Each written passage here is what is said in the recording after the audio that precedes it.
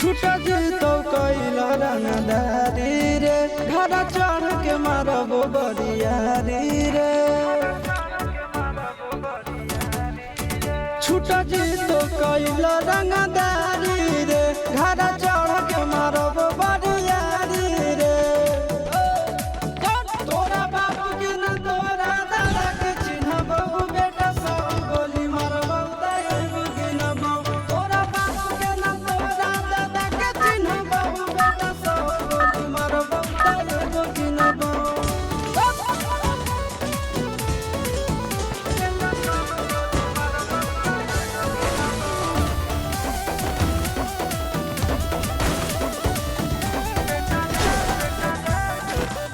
बेटा रे काटा से ठोक देबो चिमनी के भाठा में झोंक देबो देखबो कवन बाबू बचैतौ तोरा प्रशासन के गाड़ी भी रोक देबो बेटा जी सुनो बेटा रे काटा से ठोक देबो चिमनी के भाठा में झोंक देबो देखबो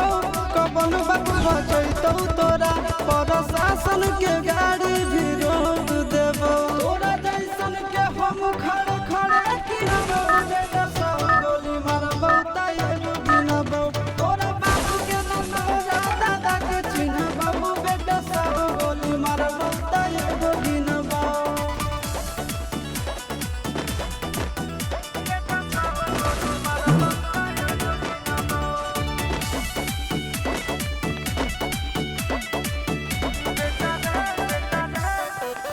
बेटा रे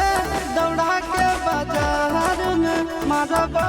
गोली तोर कपार में रंगदारी जे करम भी बिहार में गड़ देबो गंगा जी किनार में इतना मार पड़तो ना बेटा बेटा रे दौड़ा के बाजार में मारबो गोली तोर कपार में रंगदारी जे करम भी बिहार में गड़ देबो गंगा जी किनार में कहो चिंटू आशीष के कारण सुनाबो बेटा सब गोली मारबो तैयो गिनबो तोरा बाप के न तोरा दादा के चिन्हबो बेटा सब गोली मारबो तैयो गिनबो मारत पिछुआरा लाल कर दे बेटा ध्यान से बाप इधर है